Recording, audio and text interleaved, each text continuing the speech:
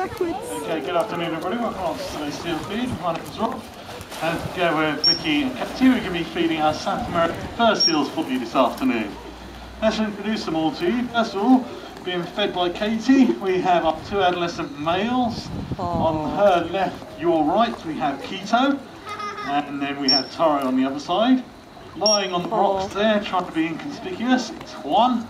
And Juan was born in June. He's still too young to be eating solids at the moment, so he just feeds his mum, who is Nina, being fed by Vicky.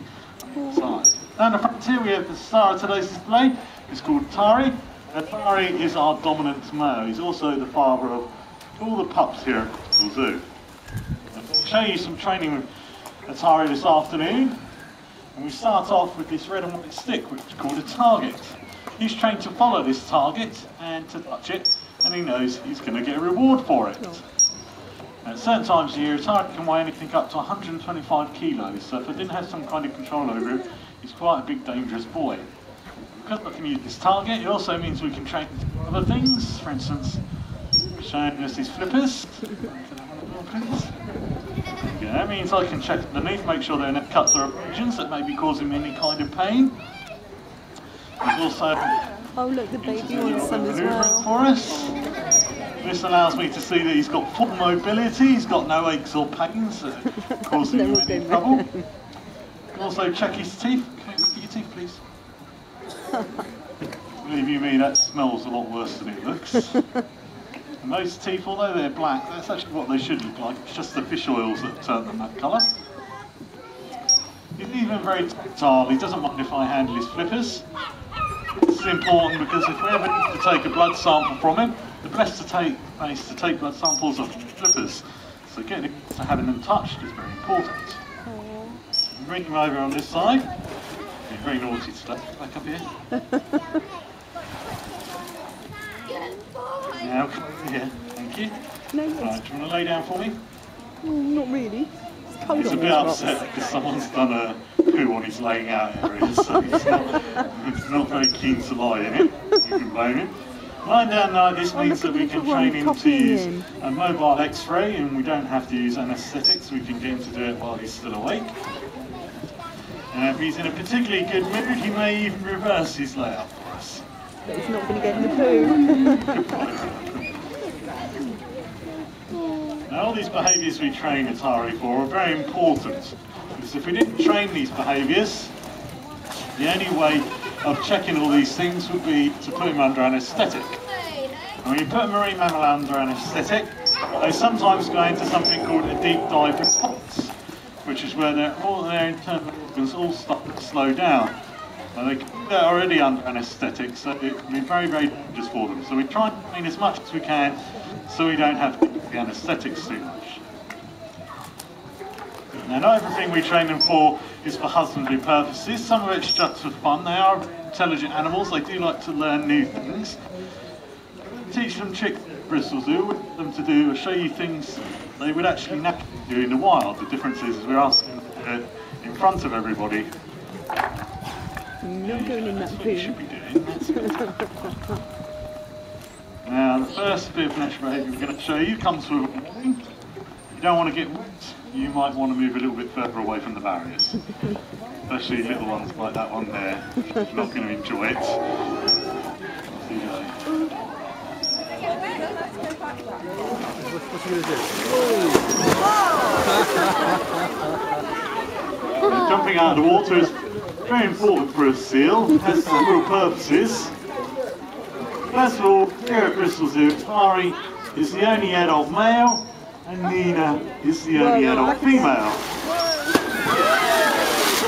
So pretty much are made for one another, and they don't really have much choice in the matter anyway. She's really good. She got completely soaked, and there's not one cry.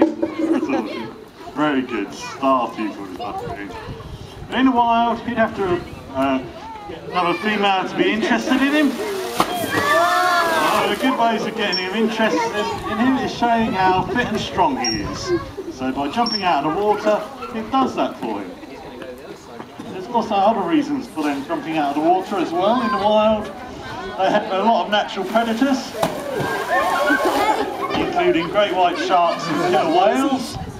the ones. Although he's not as fast as they are, he is much more manoeuvrable than they are. So he knows if they're going to attack him, they're going to come from underneath. If he jumps vertically at the right time, there's a good chance the predator is going to go right past him.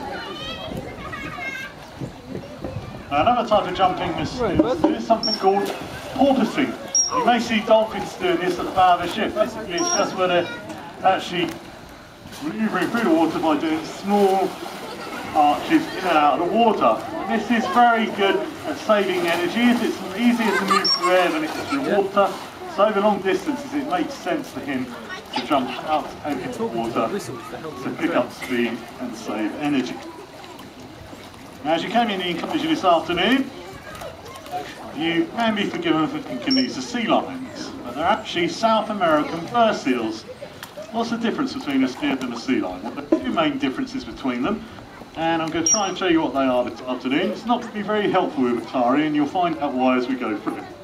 First of all, true seals just have little holes in the sides of their heads for ears. They don't have earlobes. Sea lions do have earlobes. And you can see with Atari, although he's a seal, he actually has earlobes like a sea lion. So that's not very helpful. Secondly, true seals, when they're on land, are a bit like giant slugs. They're very slow and cumbersome. So when they're on land, they have to push themselves along with their back flippers. Sea lions, however, can run on all four flippers, are very manoeuvrable and can run faster than us in a straight line. So Atari running on all fours like a sea lion, even though he's a seal. Something else we can show you is for Atari to do this. This again tells us that Atari isn't a true seal, because true seals just don't have enough upper body strength to be able to do any of that. So we can tell that although Atari is called a seal, he is in fact a sea lion. So don't adhere to everything you hear. So it's quite confusing, but just a couple of things to remember. No matter what the name of the animal is, if it has earlobes on its outside and it walks on all four flippers, it's a sea lion. Atari's going to do some more of his favourite. We're going to get some people wet. No, not there. You'll get really, really wet. Now, I must say, we are cheating a little bit this afternoon, because in fact Atari is a very aerodynamic little animal, and when he jumps into the water, if he wants to, he can make as little impact as a diver does from a diving board. But of course, where's the fun in that? So we actually train him to do the belly flops to make sure everyone gets wet.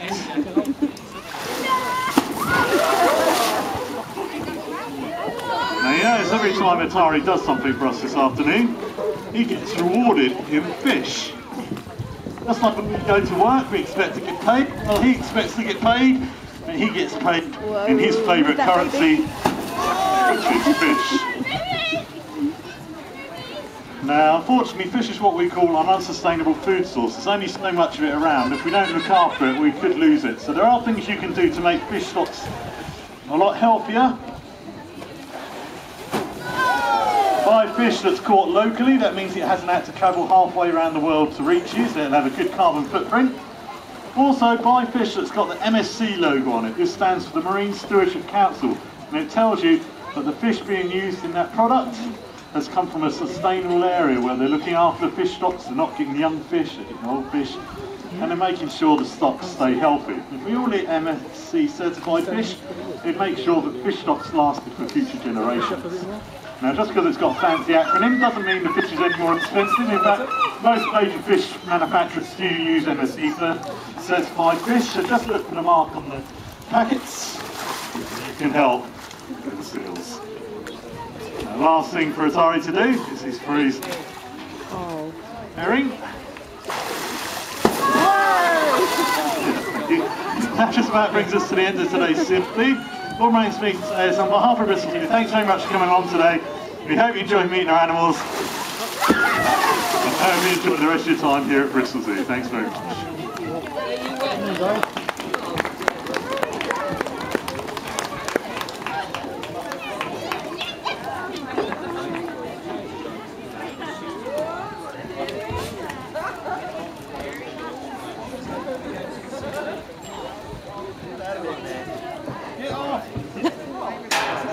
It's no food.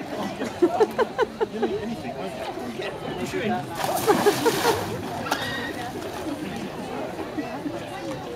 So unfair. I'll get you next time. Let's let the seals go. I'll get you next time. Where's the onesies? Oh, there's the onesies.